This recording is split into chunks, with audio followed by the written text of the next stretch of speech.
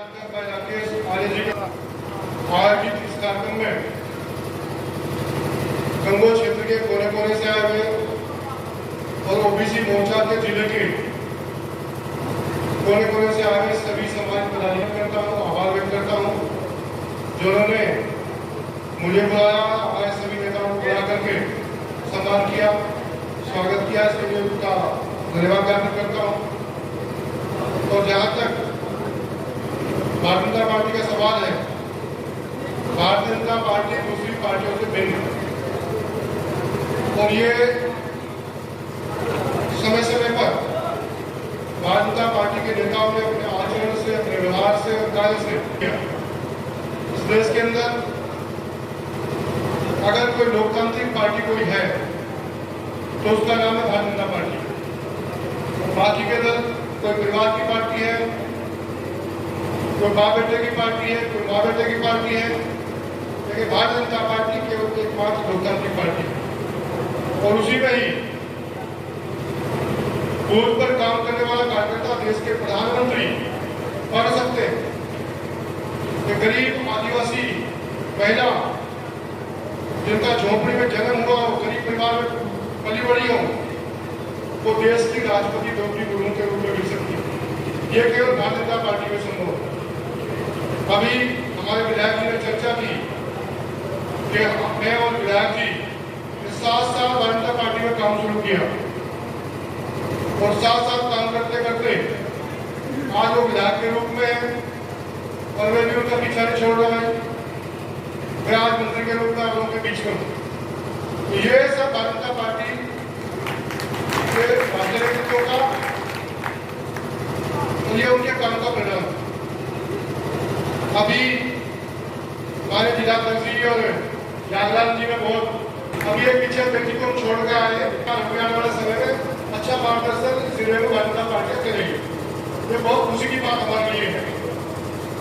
अपने अध्यक्ष जी कह रहे थे कि जी हजूरी ना हुई तो मैं भी वजी होगा। जी हजूरी से सारा काम हो जाता है तो फिर तो सारे वजी हो जाते हैं। इसके लिए बहुत संघर्ष करना पड़ेगा। और जहाँ आप पहुंचे यहाँ भी ये कमरी है बकरी से। अब भारतीय जनता पार्टी के जिला तक कोई चिंता मत करो, संभालने को सब कुछ हो जाएगा। सिर्फ बहुत जल्दी हाथ पर मारने की जरूरत नहीं है। आपकी तरफ भी लोग बात कहते हैं अभी आपको तो जिला सहकारी बैंक का वाइस चेयरमैन बना, ये छोटी बात नहीं है। लेकिन हम केवल इसी गुंडत में जीत ले कि मैं जी हजूरी कर लेता, पता नहीं क्या हो जाता। जी हजूरी करने से कुछ नहीं होता भाई, संघर्ष भी करना पड़ेगा। संघर्ष खुल के दिल से संघर्ष करो। और किसी ने कहा भी है कदम निरंतर चलते जिनके श्रम जिनका अविराम है उनको मिलती पूर्ण सफलता घोषित ये परिणाम है। जब हमने भारतीय जनता पार्टी में काम करने के लिए आए थे, मैं पहले राष्ट्रीय स्वयंसेवक संघ का मंडल कारवा छोटा सा कार्यकर्ता, उसके बाद अखिल भारतीय विद्यार्थी परिषद में जुड़ा। 7 साल तक लगातार मेरे आए थे तो हम मंत्री बनने के लिए नहीं आए थे। हम तो ये था कि शौक था विद्यार्थी परिषद के माध्यम से संघ का काम करेंगे और उसी समाज का काम करते करते भारतीय जनता पार्टी की तरफ दिशा मुड़ी, भारतीय जनता पार्टी में काम किया। और मैं अपने सभी साथी मित्रों से एक बात जरूर कहूंगा, जल्दबाजी दिमाग में रखते हुए निष्ठा ईमानदारी से काम करते रहो। यहाँ देखने वाले हैं लोग के भगवान देख ले, भारतीय जनता पार्टी में भी भगवान दूसरे देख ले लोग बैठ करके कि किसकी गतिविधि क्या है। उस समय आने पर सबके जो भाग्य में चौरस तो मिलेगा, लेकिन कर्म को जो है अपना ठीक रखो। तुलसीदास जी के ग्रामचरित में उसमें कहा है कि कर्म प्रधान विश्व चिरा था, जो रस करेगी सब रसफल चाखा।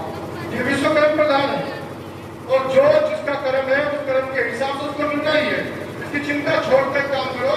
और जहां तक अपना पार्टी का सवाल है मेरे भाइयों, उत्तर प्रदेश के अंदर और देश के अंदर भी डबल इंजन की सरकार 2017 से 2022 और 2014 से 2019 के बाद वर्तमान तक केंद्र प्रदेश की सरकार ने जो ऐतिहासिक काम इस देश के अंदर किए हैं, हम सबका मनोबल बढ़ाया है, मान सम्मान बढ़ाया, देश को विकास के रास्ते पर लेकर के गए हैं। और देश की चाहे रक्षा का क्षेत्र हो, चाहे विकास का क्षेत्र हो, चाहे गरीब कल्याण का क्षेत्र हो, चाहे शिक्षा का क्षेत्र हो, स्वास्थ्य का क्षेत्र हो, हर क्षेत्र में आज मोदी जी के नेतृत्व में देश आगे बढ़ रहा है।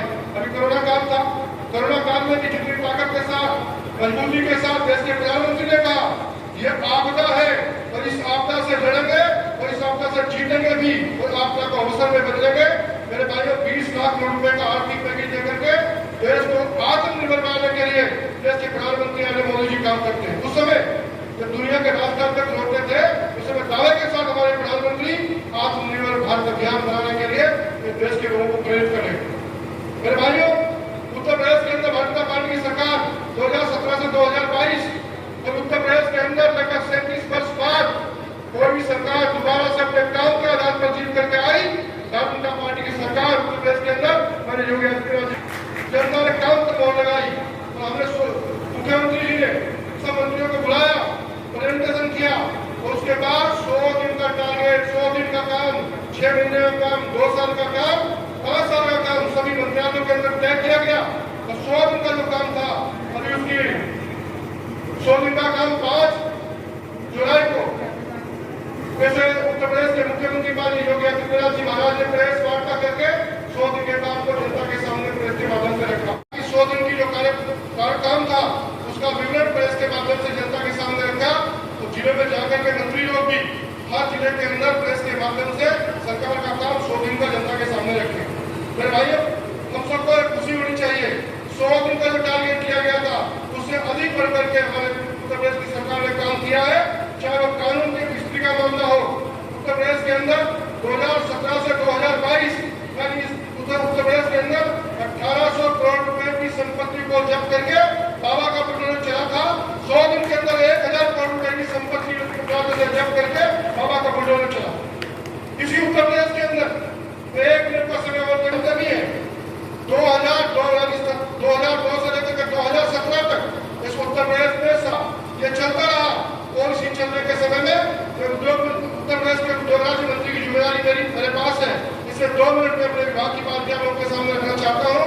इस उत्तर प्रदेश में 14 वर्षों में एक भी उद्योग उत्तर प्रदेश के अंदर नहीं लगा और जो उद्योग थे उद्योगपति अपना बिस्तर बोला समेट करके उत्तर प्रदेश की सीमा से बाहर जा चुके थे। गन्ना फैक्ट्रियां भी उदाहरण है आपके सामने। उत्तर प्रदेश की 35 चीनी मिलों को थोड़े दामों में बेच दिया गया था। यही उत्तर प्रदेश जिसको 2017 से 2022 में भारतीय जनता पार्टी की सरकार ने संवारने का काम किया, कानून की स्थिति को ठीक किया, अच्छी सड़कें बनाने का काम किया, अच्छी बिजली देने का काम किया, उद्योगपतियों को आमंत्रित किया गया। और 2018 के अंदर जो इन्वेस्टर समिट बुलाई गई थी जिसमें उद्योगपति आए थे, 4,26,000 करोड़ रुपए का प्रस्ताव उत्तर प्रदेश में निवेश के माध्यम से फैक्ट्री लगाने के लिए लोगों को आमंत्रित किया गया था। प्रस्ताव आया था जिस पर 3 लाख करोड़ रुपए का काम शुरू हुआ। और अभी 3 जून को अभी 3 जून 2022 उत्तर प्रदेश के अंदर ग्राउंड ब्रेकिंग सेरेमनी जिसमें देश के प्रधानमंत्री माननीय नरेंद्र मोदी जी आए। 1406 परियोजना 80,000 करोड़ की लागत से उत्तर प्रदेश के अंदर लगने के लिए उनका शिलान्यास किया गया, लोकार्पण किया गया। उत्तर प्रदेश के इतिहास में बहुत बड़ा काम किया गया। अभी मुख्यमंत्री जी ने उत्तर प्रदेश के अंदर बुलाई जाएगी जनवरी के महीने के दूसरे सप्ताह में जिसमें दुनिया के उद्योगपतियों को आमंत्रित किया जाएगा। तो 10 लाख करोड़ रुपए का निवेश उत्तर प्रदेश में लाने का लक्ष्य उत्तर प्रदेश की सरकार के द्वारा रखा गया। मेरे भाइयों, उत्तर प्रदेश के अंदर उद्योग लगेंगे तो फिर हमारे नौजवान जो बीटेक करता है, जो एमबीए करता है, बीबीए करता है, बीसीए करता है, पॉलिटेक्निक करता है, उसको चाहे न हरियाणा जाना पड़ेगा, न उत्तरांचल जाना पड़ेगा, न बेंगलोर जाना पड़ेगा। यही उत्तर प्रदेश के अंदर प्रत्येक नौजवान को रोजगार की गारंटी उत्तर प्रदेश की सरकार ने दी है। हम सब लोग मिलकर के अभी बात लंबी हो जाएगी। चाहे देश का विकास हो, देश को आगे बढ़ाने का काम हमारे मोदी जी की सरकार ने और उत्तर प्रदेश को आगे बढ़ाने का काम योगी आदित्यनाथ जी महाराज की सरकार के द्वारा किया जा रहा है। इस बात को आप सब लोग भी जानते हैं। अभी निकाय का चुनाव हमारे सामने है। निकाय के अंदर भी एक सरकार चलती है और उस सरकार में भी भारतीय जनता पार्टी के लोग आए जो विकास से वंचित नगर पंचायत, नगर पालिका, नगर निगम है, उनके अंदर भी विकास हो। इसके लिए भी हमें सुनिश्चित करना पड़ेगा कि हर नगर पंचायत और नगर पालिका, नगर निगम में भारतीय जनता पार्टी का चुनाव जीत करके आए। लोकसभा का चुनाव हमारे सामने है 2024 में, जैसे 2022 में आप सब लोगों ने मेहनत करके सहारनपुर जनपद से 5 विधायक आपने दिए और एक के साथ जैसे गिरी बजाना तो छठा भारतीय जनता पार्टी ने आपको मेरे रूप में दिया, मंत्री के रूप में दिया। मेरे भाइयों, 2024 में देश के अंदर फिर से मोदी सरकार बने, भारतीय जनता पार्टी की सरकार बने, इसलिए हमारा सांसद यहाँ से पहले से अधिक वोट से जीत करके जाए, रिकॉर्ड मत हासिल करके जाए। इसके लिए बसकार मनाई जा रही है। इसके संबंध में 11 तारीख से लेकर के 15 तारीख का जो अभियान है, हर घर के अंदर तिरंगा फहरे, और वो तिरंगा जिसको लेकर के हमारे आजादी के संघर्ष कुर्बानी जरूरत भी है, राष्ट्रध्वज का सम्मान करते हुए सब लोग अपने अपने घरों पर, प्रतिष्ठान पर राष्ट्रध्वज फहराने का काम करें। और उनकी थोड़ी बात में करते हुए अपनी वाणी को विराम देता हूँ। सभी मतदाताओं का आधार कार्ड से वोटर आईडी लिंक होगी, तो इसलिए घर घर जाकर के कर्मचारी लोग आपसे संपर्क करेंगे, तो अपना आधार कार्ड लेकर के वोटर कार्ड आईडी से